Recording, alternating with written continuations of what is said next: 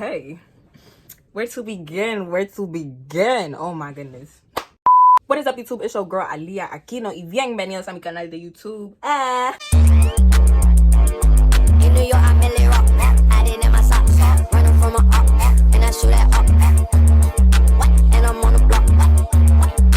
And I really gotta stop doing that because I really created this channel when I was like, what, 13, 12, and now I'm 17, and it's been a lot going on. As you can tell if you scroll through my channel or whatever, like, I'm never really consistent on YouTube, but I do have the potential to blow up on YouTube. So I'm just telling myself, shoot, get right on it, girl. But I'm so sorry, y'all. Like, I think of my last video or like the video before that, I said I would be more consistent, but this time I'm for real. I'm gonna be more consistent. I got a whole content plan made up on this iPad. Okay, like we finna get it going. But let me get started on this because I don't even want this video to be too long because I want y'all to watch it, and I want my watch hours up this year. All right, cool. Posted a poll on my Instagram a while ago if I should make a maintenance vlog or if I should do a life update, and y'all are nosy and you wanted a life update. So I'm like, okay, shoot, I'll give y'all the dang life update. And don't mind my nail, y'all. Like, it literally just popped off. I'm finna glue it on. I'm finna glue it back on. It just popped off while I was setting up my tripod because it just be tripping. Like, why? Just get on it. So what has been going on? So I have a feeling this is gonna be a little long. I don't want to say too much of my business, but y'all know I'm an open book, so I don't know.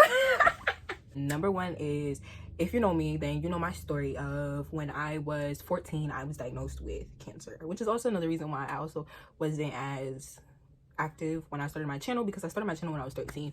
So when I was 13, I had a really huge cyst, and it practically ate one of my ovaries.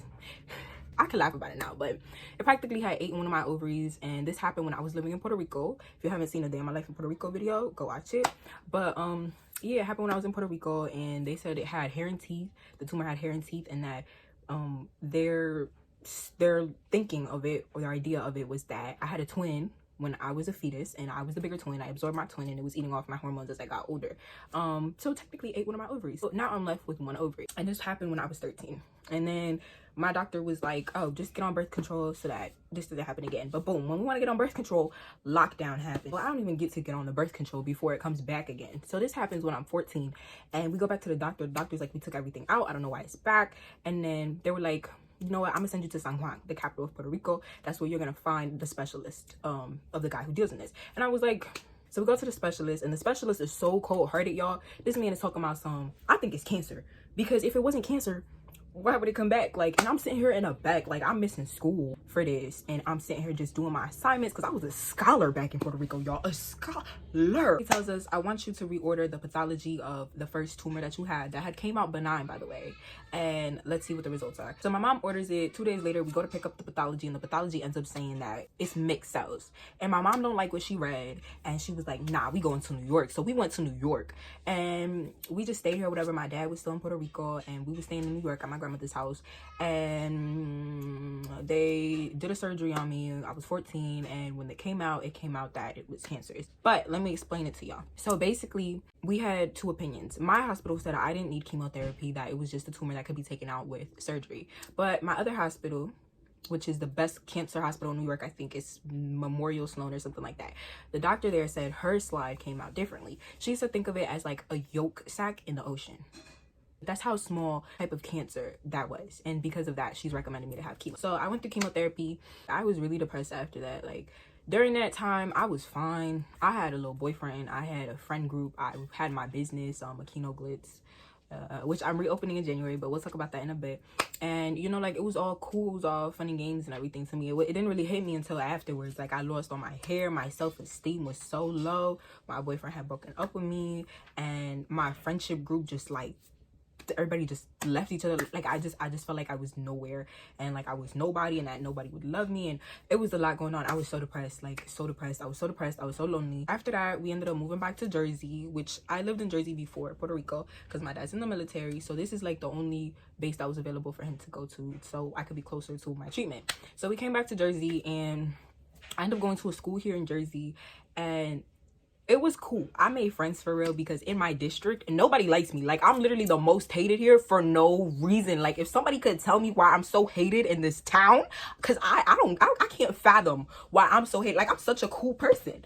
And everybody who knows me know I'm cool, but I'm famous for being hated. Like, I don't even know why. But, yeah, you know, so my mom didn't want me to go to the district because I was getting all these people talking about, so when you pull up, we gonna fight. When you get to the school, we gonna fight. We gonna, it's all hands on deck. I had people coming up with my address talking about, we finna fight. I said, bro, what, when, where, how, like, why? I didn't even understand, y'all. I didn't even understand it for real. So, but I was like, okay, like, but my mom didn't want me to. My mom wanted me to go to the county school, which is a vocational school, and I had a best friend that went there at the time, and she was like my only bestie at the time. It was her and my boy best friend. She was like, just come here. I applied there, but I wanted to go there for cosmetology.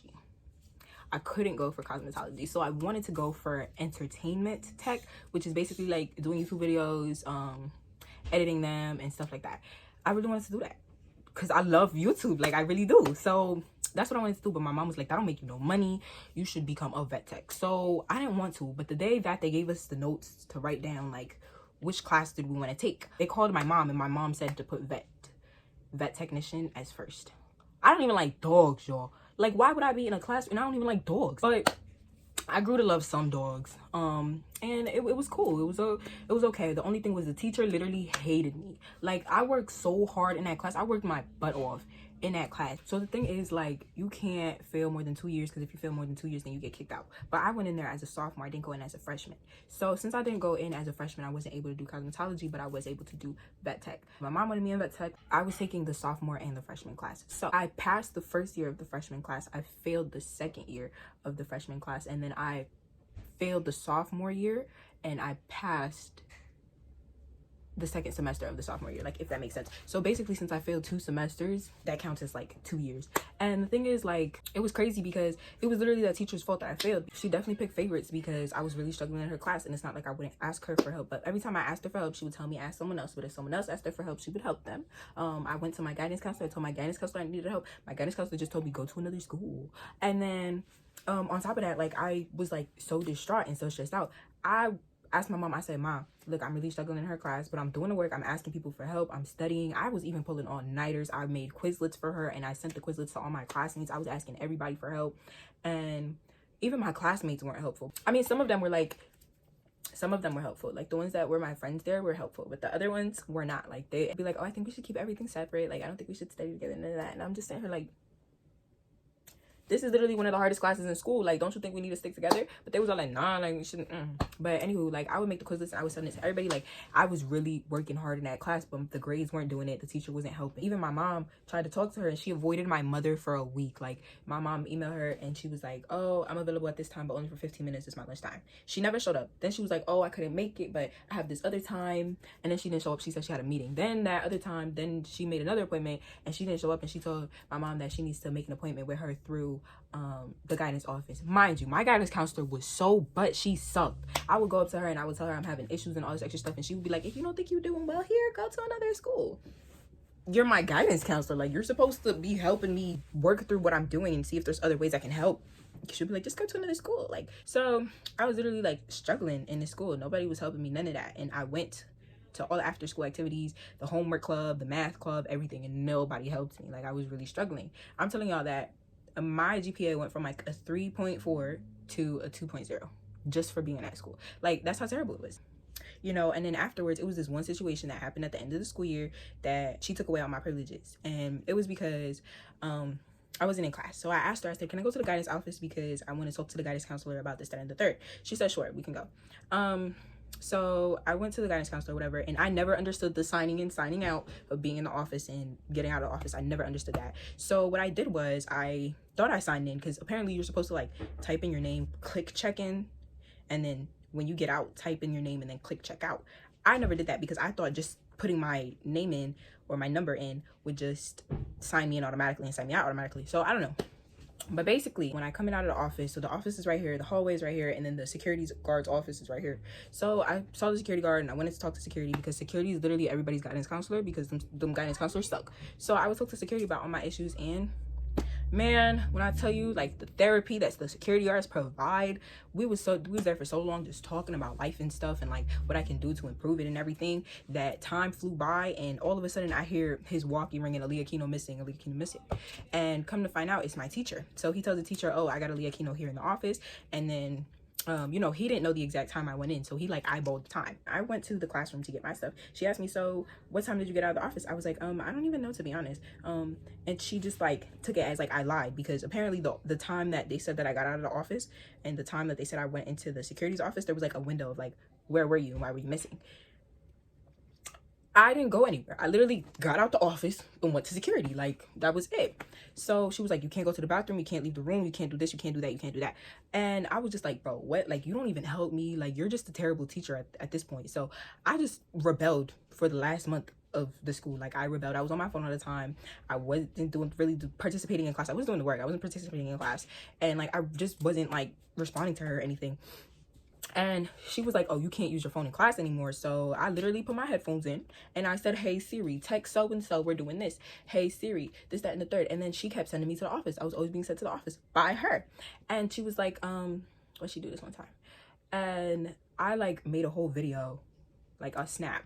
I literally made a snap saying like, while I was walking to the office, like, this teacher needs to go somewhere, she needs to get fired, this, that, and the third. Someone literally screen recorded what I said, and I don't know if they showed the teacher, and the teacher recorded it off her phone and then sent it to the principal, and the principal emailed my mother the video, and my mother never saw it. Like, how I found this out was like a year later. I'm trying to apply to the school and looking for my transcripts and stuff, and I go through my mama's email, because me and my mama share an email. So when I was going through her email, it's please call us immediately because of this video or whatever. And I wasn't even saying nothing bad. I just said she needs to be fired and held accountable. So I was like, well, that somebody really did that. Like, honestly, that was that. So now it's the next school year, and it's like I can't come back to BCIT no more because I already failed 2 semesters. And it was only 2 semesters of that class, because all my other grades were fine. It was just that class. My mom is like, you know, they can't legally, like, you can't leave the school, because if I were to write a letter to the county about the way they treated you, we could open a case and you're gonna have to stay there. And I was like, why would I want to stay at a school that was like so unmotivating? Like, I was so stagnant and I had no personal growth, no mental growth, no educational growth there. It was literally terrible, and I went through hell that school year. So why would I want to go back? Like, why would I want to go back? That's the real question. So I was like, we were looking into options, and it was either private school or going to my district. I wanted to go to my district, and my mama was like, no, I don't want you going there, because like I said, these girls wanted to fight me for no reason. Like, I'm literally known for being hated in this town. For what? I don't know. But my mom was like, no, I'm not jacking it. They was always getting into fights, and like stuff was always happening. Like, it was just terrible. And then my mom finally agreed to letting me go to the school. And then she had a dream, and she was like, oh, like, I had a dream that it was you and just like a whole bunch of snakes in that school were after you, like literal physical snakes. And she was like, yeah, no, we're not going to that school, find any other options. So then I thought of private school, and we couldn't do private school because I didn't have the transportation to get there, because my parents' times to go to work, like, it just didn't work. So the other option was going to like a school of choice, and the school of choice is basically out of your district, but they allow students from other districts to go there, and I couldn't do it because I needed to be put on a waiting list for it. So the other option was to be homeschooled, and I like my homeschool. It's really online school, not really homeschool. Homeschool is a curriculum. Online school is like you teaching yourself basically. And I just did my online school and stuff, and it was a better option for me, because even like when I was at the county school that I was, they didn't know what they were gonna do for my junior year, because I was ahead of all the other students. So they were like, we don't know, because you're only supposed to have like 2 classes, and I think as a junior you're not able to, you don't qualify for like early release. You have to be a senior for it. So I was just gonna be there, like I was like, yeah, you know, so let's just be homeschooled. At first I struggled with it a lot. I really did, because you have to motivate yourself and you have to get your stuff done yourself, because you know, in school the teacher's like, oh, this is due tomorrow. When you're homeschooled, it's like, this is due at the end of the semester. You got to get it done when you can. Like, and for me, it's like, if I don't feel like doing it, I'm not gonna do it. And in school, like, you're forced to do it. So it was really hard for me in the beginning, but I got on a routine and I was able to do it. And yeah, literally, like, I love being homeschooled, and I don't recommend it to people because my social life, like, is so sad. Like, honestly, I don't have that many friends. I don't have people that I talk to every day. I don't make friends easily. It's hard to make friends. Like, I really have to place myself into like social scenes to make friends and stuff, and it's really hard because, you know, in school it's different, because like we all have something to talk about because we in the same class. So if you're in the same class and someone will be like, oh yeah, like, we don't like this teacher, or, you know, like, and that's how y'all make friends, or y'all talk about the topic, that's how y'all make friends. And then I'm shy too, so it's just, hard. It's really hard to stay social. And I lost all my friends from the county school because I literally told them all. I said, look, I'm gonna be homeschooled. Kids who are homeschooled get depressed easily. Okay, please invite me places if you're gonna go places. They would go everywhere without me. I didn't get an invite. And then I would be like, oh, you know, like, you forgot about me or whatever. And then they would be like, oh, there was no space in the car, or they would say this, or they would come up with some sort of excuse. And like, I just lost all of them. Like, it was so sad for me, honestly, because I was like, dang, like, I actually thought we was friends, like, but nope. And since then, it's been really hard for me to make friends, especially in this town, because in this town, like, I feel like everybody thinks I'm so problematic. And I'm like, where did y'all even get that from? Like, because I'm really not a problematic person. I mean, like, I may have been problematic back when I was first here, which was like my middle school, but that's middle school. Like, I'm grown now. We all grown. Why do y'all still think I'm the same person I was 4 or 5 years ago? So I don't know, but like, I feel so lonely. Like, it's so lonely. Like, all I do is school and work, and I have no friends. Yeah, homeschool is just so lonely. Like, I feel so alone sometimes. Like, I literally only got my teddy bears. These 3 teddy bears. Don't mind my hoodie, but literally my besties. I have my cat named Lila. She my bestie. It's just lonely. That's why I don't recommend it to people, because it's like a dead social life. And I still try to participate in school activities. Like, I went to their homecoming last year. I wanted to go this year, but unfortunately I couldn't because there was mad stuff going on with the tickets, so I wasn't able to. But you know, like, I tried to participate in a lot of the social stuff that go on at the school, but even then, it's like I don't have friends there. So it's like, even trying to hang out, like, I went to the basketball games last year too, and it's like all the friends that I had made new friends, and then I'm just kind of left behind, you know? So it gets really lonely. It does. But so I work and I do my online school, and my online school program that I'm doing is an associate's degree. So while I'm in high school, you know, like, dual enrollment, you take like college classes to count as college credits and high school credits. So basically that's what like the dual enrollment is, but I'm doing it for my associate's degree. So last year I finished all my high school courses up to a certain point. Like, I did chemistry already. That was my last class that I needed to take, was chemistry. So I last year December I took chemistry, and then I started spring season of college. After that, like, I just continued doing it. So I'm getting my associates in business, because if you know me, you know I love business. It's really stressful. I mean, I found ways to manage it, because before I was being stressed out and like, it was just terrible, but I found ways to manage it. I have my own little routine for it, and you know, it's cool, calm, collected. So like I said, it does get lonely being homeschooled and doing online school, because I'm alone and not in a social setting. So if you follow me on Instagram, then you know I got into pageantry, and I really love pageants. Like, I don't know if y'all can see this one right here. That is one of my sashes, and then I got another sash over there, which you went on that wall, but when the pageant came, I had to take it off, and I think I'm gonna put it back on soon. I love pageantry. Like, I really do, because in this town is full of so many unmotivated people who do nothing with their lives. And I also feel like that's why I don't get along with any of them, because people make me mad. Because I really hate when people are like, oh, I want to do this, I want to do that, and do nothing. Because when I say I want to do something, I do it. When you say you want to do something, you just say you want to do it, and you don't get nothing done, and that aggravates me. I have drive and I have determination, and not too many people my age have that, and I don't get along with people my age. I get along with people older than me. And some people older than me always tell me, like, you have your life more together than I do. And that's intimidating to a lot of people. Pageantry for me was just the scene of like people who I want to get to the same level as, and it was so amazing. Like, honestly, of course there's the little petty girls or whatever, but I literally loved it. Like, I met someone who started a retirement fund at 12. I met someone who owns her own, met people who have their own podcast. I met this girl, she's super famous. These people had rich parents. I met this girl, she's in real estate. I met a professional model, and I met this girl, she does interviews like with famous people. And like, I just met like people that just were like in what I wanted to be. Like, I met people who own their own businesses. I met so many entrepreneurial women. I met so many people with the mindset that I have, which is, you want something, go for it. You always need to start something, because if you start it, there's room for improvement. For me, like, I was so unmotivated getting there, because like I said, I've been homeschooled. I've just been unmotivated and like lost my sight of stuff. And then when I got there, I was like, oh my gosh, like, this is what I want to be. This is what I want to do. Like, this, I was just enlightened by being there. Like, you meet so many young women who are so aspirational and have so many dreams and like want the same things as you. And I was just like thank God. Like, I just thinking about it, like, I love pageantry so much. Like, you always got to place yourself with people that do the things you want to do. If I want to be rich, I need to be hanging around people with rich mentalities, people who work towards being rich, not people who just sit down and say, I want to be rich. I'm going to be rich one day. And they just sit on Instagram all day. Like, what is that going to do for you? That's why I was just so happy when I got there and I saw people that do the same things as me, have the same mentality as me. Matter of fact, inspired me to do more with myself and knowing that I can do more. And it was so, I loved it. And it fulfilled my social part of it too, because I made a lot of friends there. I really did. It was like a 3-day weekend and I loved it. And then the second pageant I did too was the same way, and the second pageant actually inspired me to start one of my businesses. I just love pageantry so much. Like, I really do. I recommend it to anybody if you can afford it. If you can afford it, I recommend it, because pageantry is real expensive. Like, I started a GoFundMe for the first one, and then the second one I actually saved up to pay for it, because pageantry is mad expensive. If you can't afford it, I don't recommend it. If you can't afford it, I recommend it, for real, because it's expensive. But yeah, you know, in the second pageant, it really inspired me. One of the judges asked me if there was a law you could create, what law would it be? And I ain't never been asked this question before. And I said, if there was a law I could create, it would be about bullying, but not the laws that we have today about bullying. It would be like laws that would make everyone self-improve and self-develop, because at the end of the day, bullying is a form of projecting how we feel onto other people. And that really started my business. Well, it starts with you. And the Instagram will be on the screen. Like, literally, that really started that business. It's psychological projection awareness self-development page. Like, when I tell y'all, like, I was just making my way through that conversation with that judge. Like, I never thought of that a day in my life until then, and it really inspired a lot. And that's why I said, like, I love it so much. I really do. On top of that too, I'm reopening my hair care page. Like, if you don't already, like, my natural hair. So I'm gonna show y'all the pictures here, matter of fact. So this was my hair last year, and this is my hair this year, and I literally grew it through my hair products.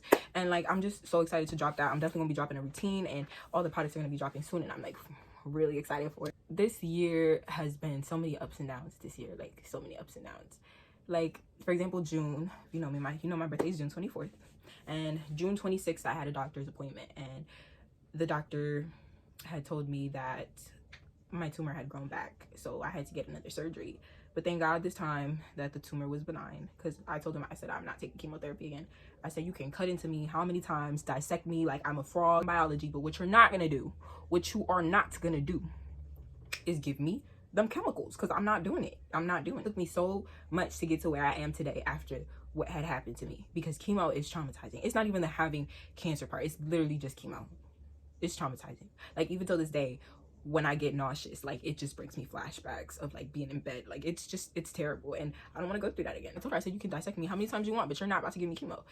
And she still wants me to be open to the idea of it if it were to happen. I'm like, no, not at all. It's like a down, because I was at this point in my life where I was at like my peak. Like, I was so happy, and then my birthday had just turned 17, and then I go to the doctor and they're like, yeah, you got another tumor. And I was just like, I knew something was gonna happen.